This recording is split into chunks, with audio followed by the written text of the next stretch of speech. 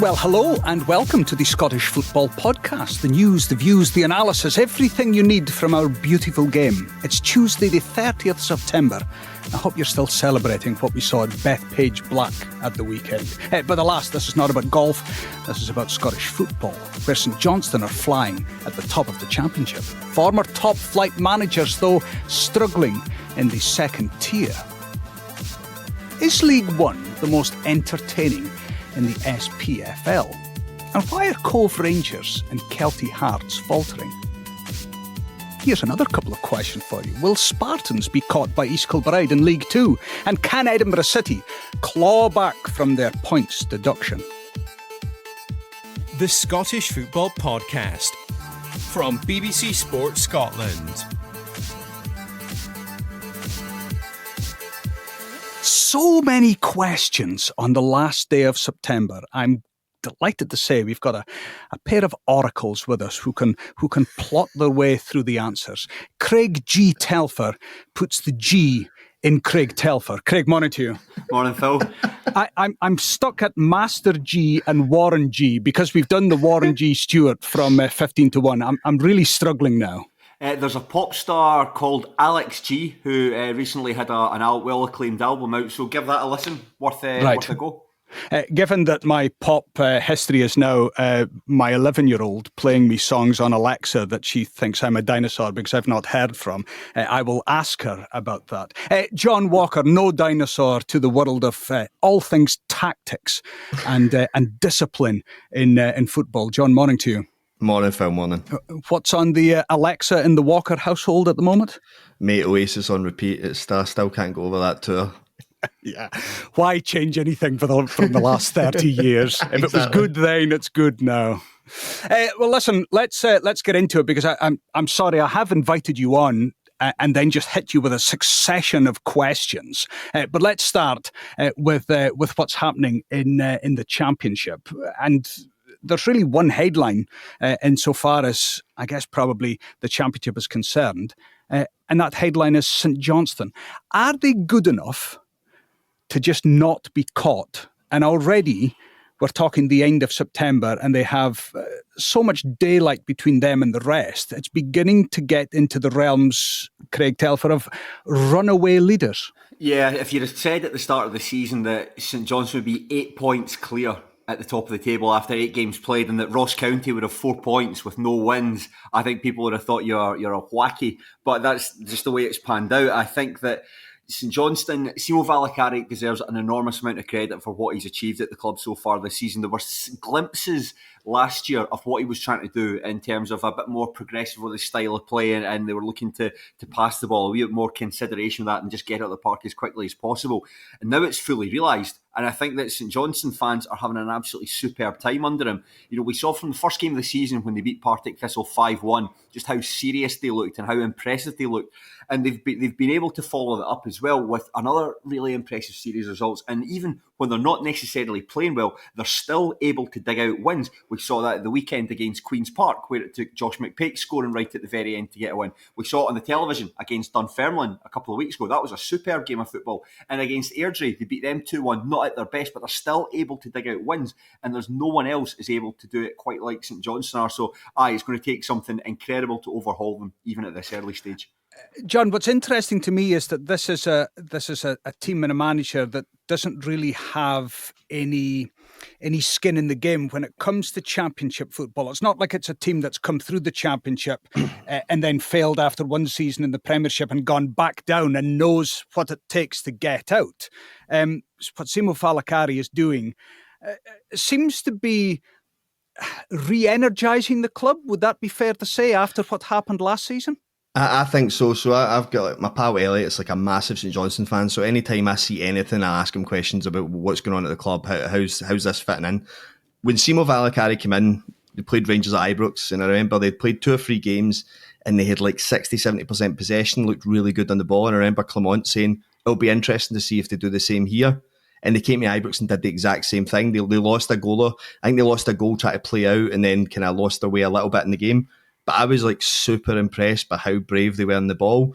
And I'd said to my mate, the minute it looked like St Johnstone, well, to be fair, it never really looked like they were going down. It was always tight. But I was like, if they go down, they need to keep him. They need to try and keep him here and find a way for him to build, because Falkirk had shown in the Championship that you can have that style of football. And I just felt that when he dropped down, if they'd kept him and kept most of their players, I was surprised that Kirk left. I thought that was going to be a big blow.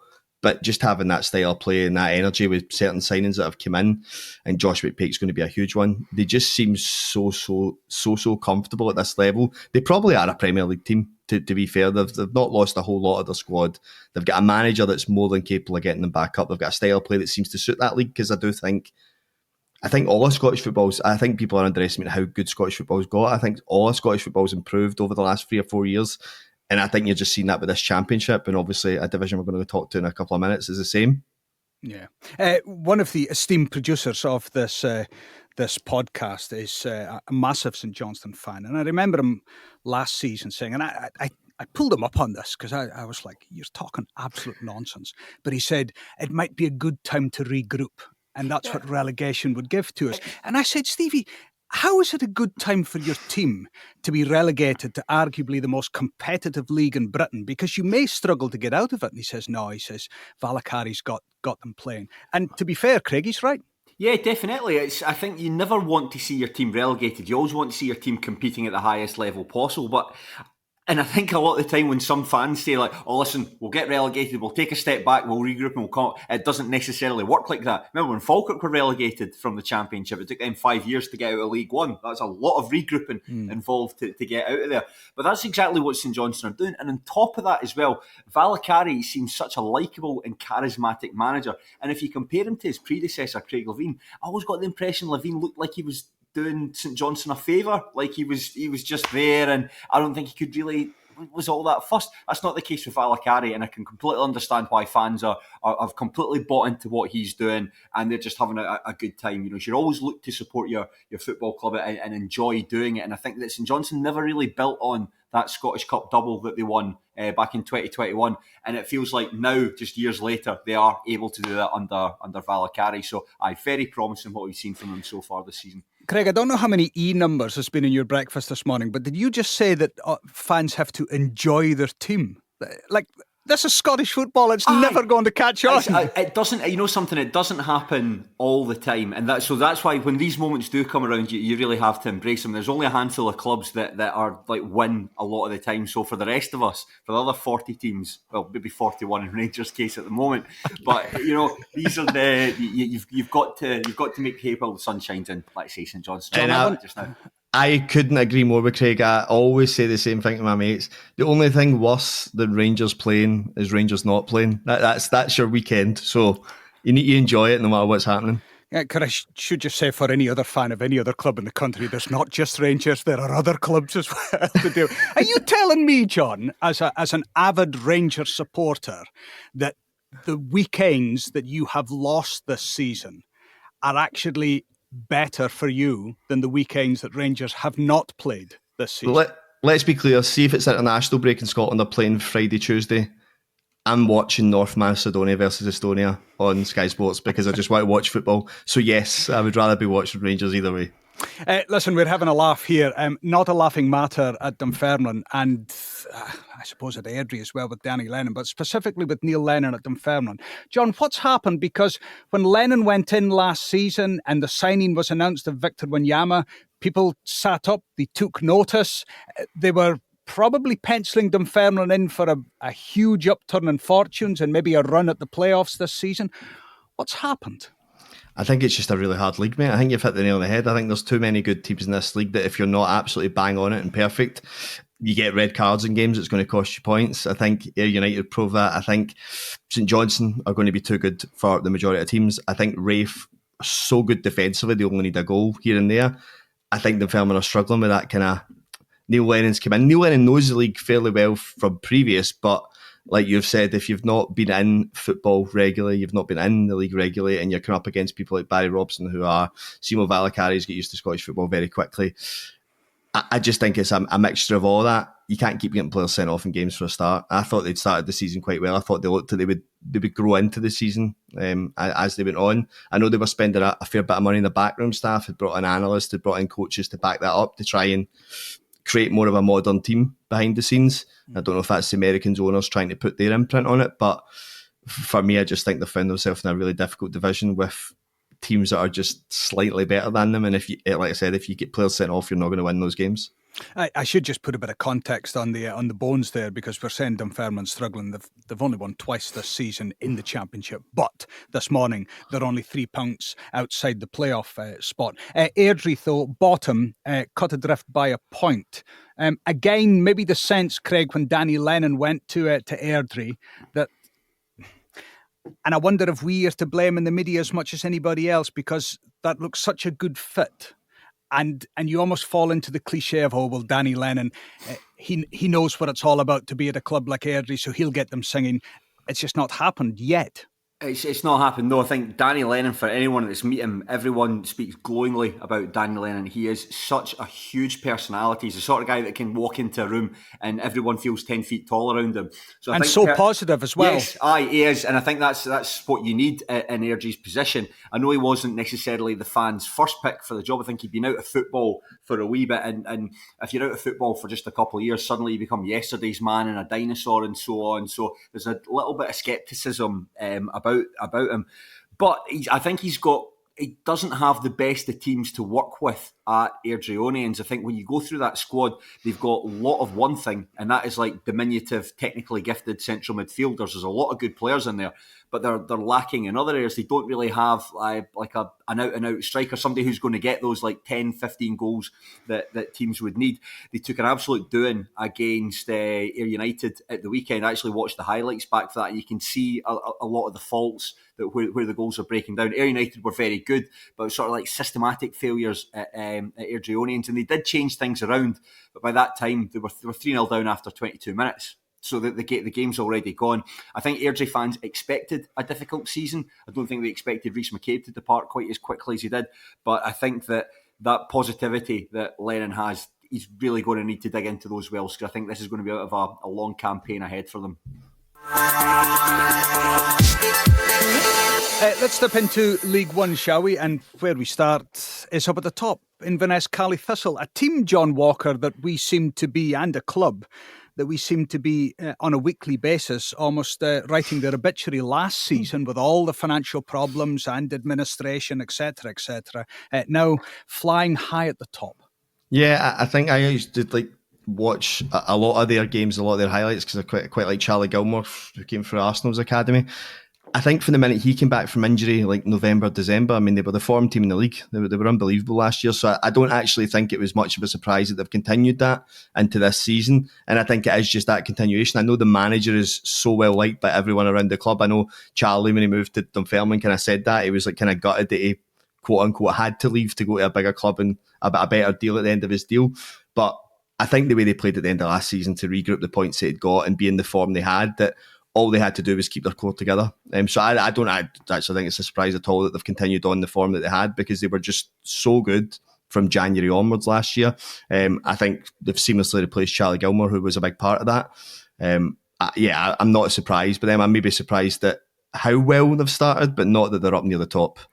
I think as well, sorry, just to piggyback on John's point, and to make a point similar to what I made about St Johnstone, I think you go back 12 months to where Inverness Caledonian Thistle, where they had a really unpopular manager in Duncan Ferguson, somebody who was really unadventurous, really not the kind of football you would expect from somebody who's the personality of Duncan Ferguson, and the club were just on the cusp of going into administration. All that noise in the background was beginning to become like so loud that they were going to really suffer for it. And yeah, they've got a guy in there in Scott Kelleher who is supremely positive, beloved by the club, and is making it fun to support Inverness Caledonian Thistle again. They're comfortably the best team in the division. You know, they've only lost once in their 8 matches. That points deduction that they had as a punishment for going into administration last season, that is no longer a factor now. It's very difficult to imagine anyone else taking them off the top of the table.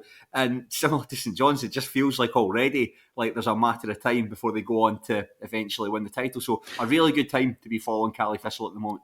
Craig, just you mentioned about, or speaking about St Johnstone, and you see similarities with their position in Cali Thistle at the moment. Do you think a lot of that comes from the fact that an incident happened?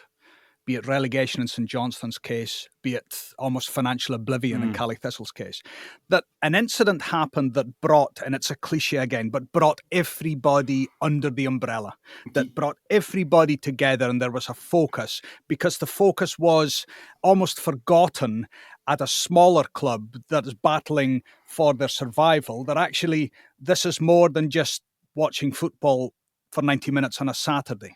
I think so. Yeah, I think so completely. I think the administration that last year that ultimately cost Duncan Ferguson his job. Scott Kelty came in, and immediately, because of his association with the club, like he was a fan of the club before going on to represent them and going on to coach them.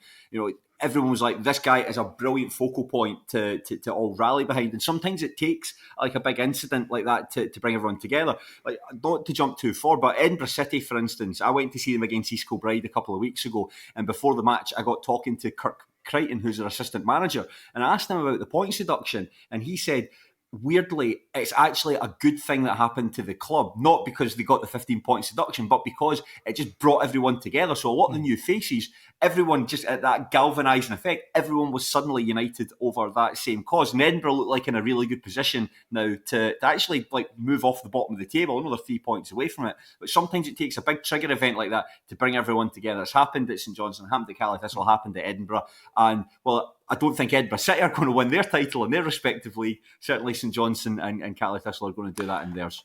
John, maybe you need something like that to happen at your beloved Ibrox to bring everybody together. Rangers have never had any financial difficulty before, Phil.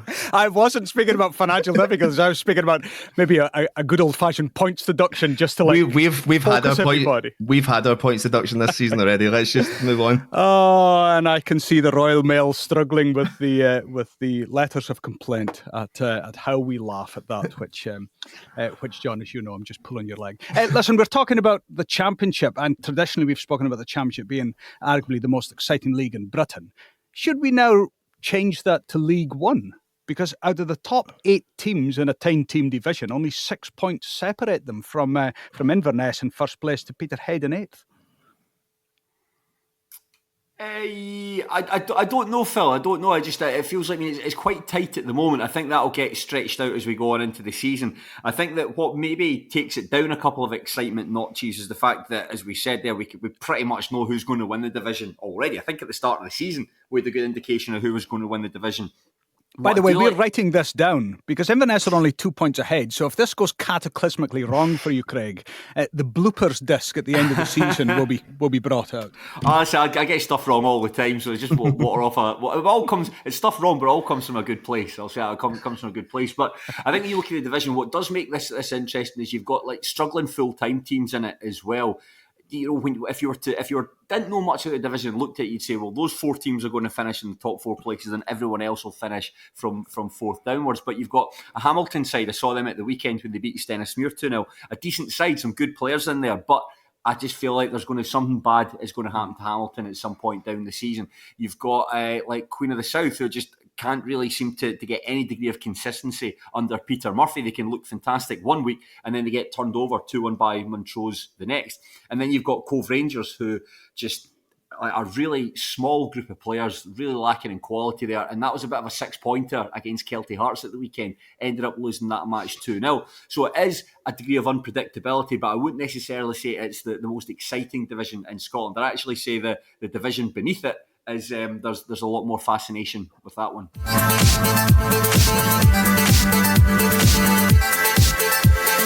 Well, let's get to that one. Division 2. I call it Division 2 like I'm almost stuck in the 1970s. League 2. Scottish League 2, John Walker. Spartans top. And again, I mean, we're almost speaking about clubs with community ethoses and clubs that galvanise support. I mean, there's a really interesting story developing here with Spartans. And if they were to, and I know it's ridiculous to say at the end of September, start speaking about promotion, but it would be quite the thing to see them go up and to bring that local support with them to a higher level. They've been very good. I watched their game against Elgin yesterday. They were very good. I watched them against East Kilbride in person. again, I'm really, really impressed with him. I think Mark McNulty being back, it'll be huge. I think if you've got anyone of the quality that could play in the lower part of the Scottish Premier League in League Two, you're probably in a good place. The way they play football is really enjoyable to watch. I really like the way they're coached. I really like their style of play. I like the fact that they get balls into the box for people like Mark McNulty. Really solid midfield base. I think really experienced midfielders. I think they're the strongest outfit in that league all over the pitch. I think obviously East Kilbride, I really like the way East Kilbride try and approach things. I really, really like Elgin. I think Elgin are really structured, but I just think if you've got Mark McNulty up top, you've got so much better chance for everyone else. He only needs a chance, and that's going to be the signifier in games like that, where Spartans go and play East Kilbride. They go to grounds like Elgin and get wins. It's going to be down to Mark McNulty if he can stay fit and he's involved.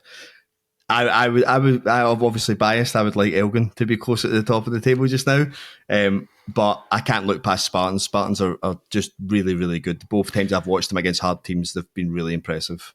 John, can I ask you, just from your tactical background and your bread and butter when it comes to football and looking at formations and how teams are set up, do you feel that lower down the leagues that tactics still matter as much as they do in the top flight? Or is it more about experience and character of the individual and getting the team to play in a manner that allows that to come, as opposed to perhaps what we're maybe seeing in the top flight as stifling tactics that some teams use that almost suppress the individual?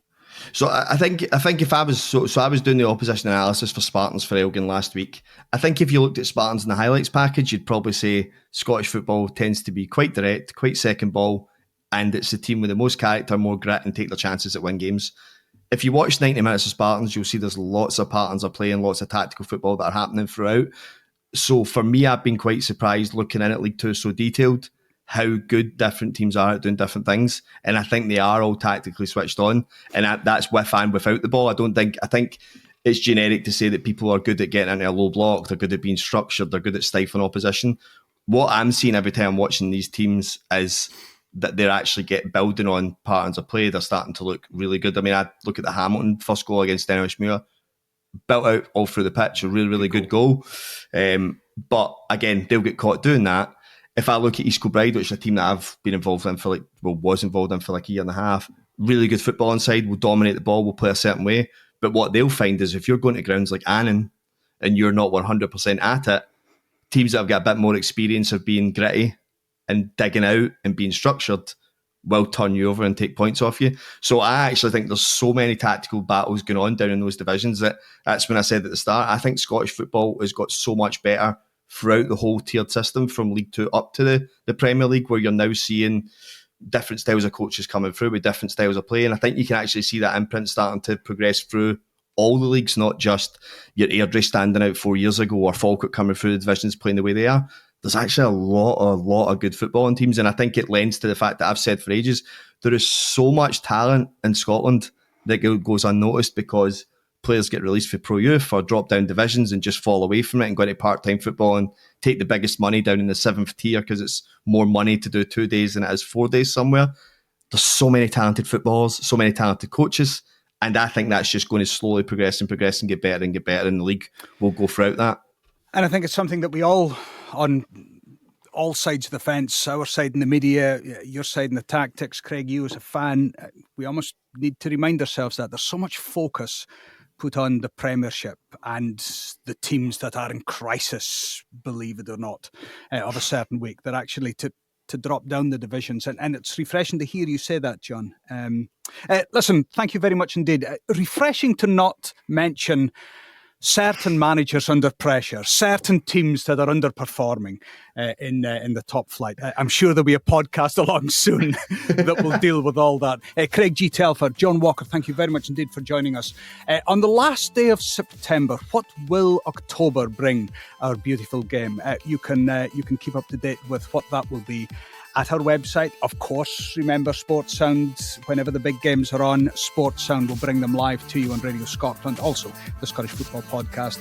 Go to BBC Sounds, you can listen there, or click on the notifications link, click on follow. Hey presto, you know what happens. I'm Phil Goodlad. Enjoy the day ahead, and we'll speak again soon. For everything you need to know about your team this season, download the BBC Sport app. All the latest news, goal updates, stats and scores, and insight and analysis. Just select your club to get the biggest stories and best content at your fingertips. What a result. Download the BBC Sport app for everything you need to know about your team this season.